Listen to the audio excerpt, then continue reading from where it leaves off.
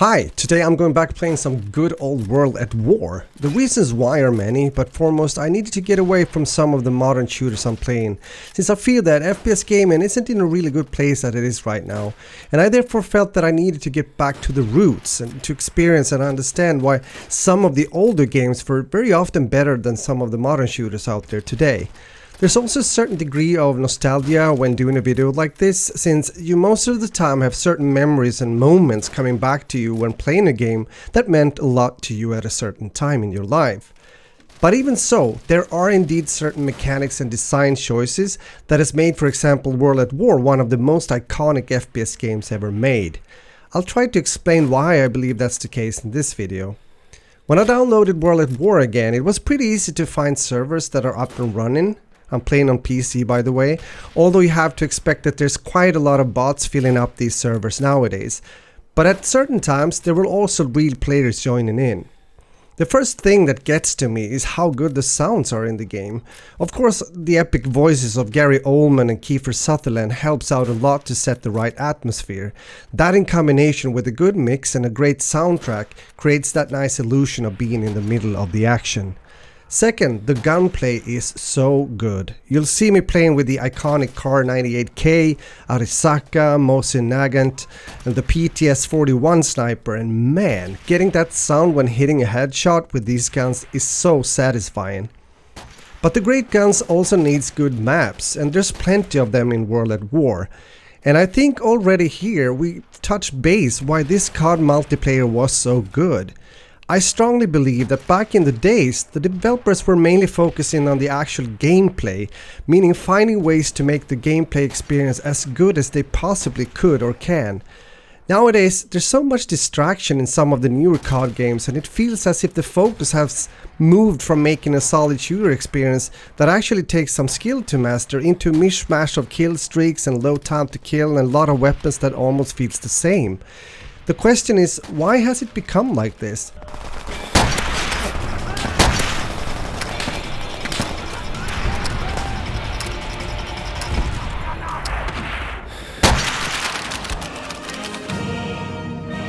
If we go back in time a bit, World at War was released in 2008.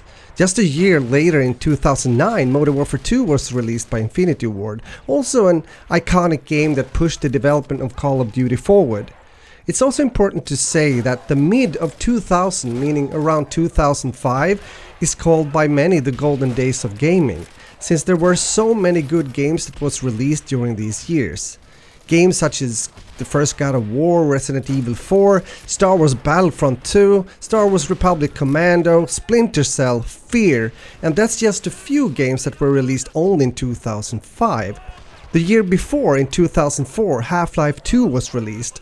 The same year, GTA San Andreas was released alongside with Halo 2, The Chronicles of Riddick, Far Cry, Star Wars Knights of the Old Republic 2, Garry's Mod, World of Warcraft, Doom 3, Tekken 5.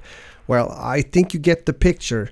And I'm mentioning this since it's sometimes important to understand the history a bit, the background, since this period of time is most likely one of the most productive ones in the history of gaming, if we look back and see what games that were made back then. Many of them are played to this very day and have become more or less immortal.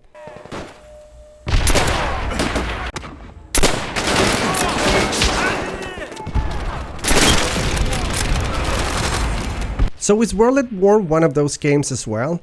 I would say yes, because at this point it still felt as if Call of Duty in this case was made by gamers for gamers. I can't really say that it's the case always nowadays. There's so much money involved now, more than ever in the gaming industry, and especially when it comes to AAA titles such as Call of Duty.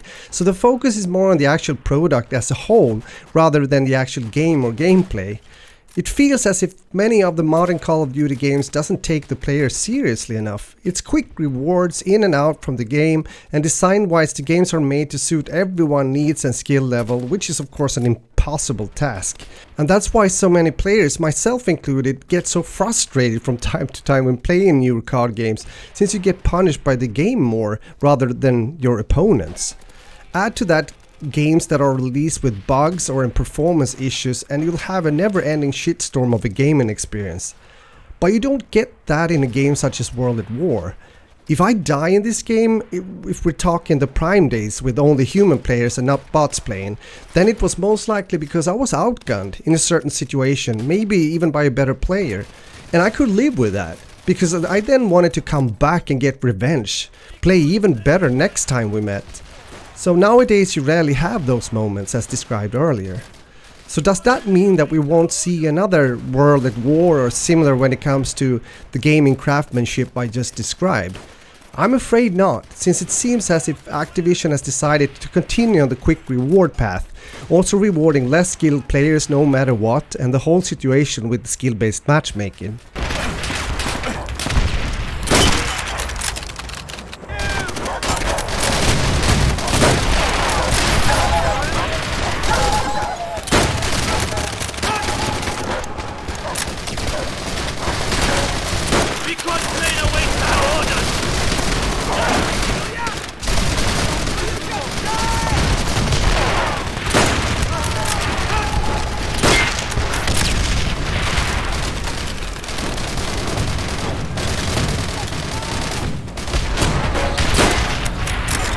With that said, I will come back to some of the old favorites in the COD franchise, just to relive the good moments I had, for example in World at War or COD 4, where the games were built upon and focusing on good gameplay and leaving it up to the players when it comes to succeeding or not in the game. And by the way, if you haven't played the World at War campaign, make sure to do that. It's definitely one of the best you'll ever play, I promise. So, we're getting towards the end of the video, and I would love to hear from you as well. Did you ever get a chance to play World at War? Or did you start to play Call of Duty at a later stage? Well, let me know in the comments, and thanks for watching, and I hope to see you soon in another video. Bye bye.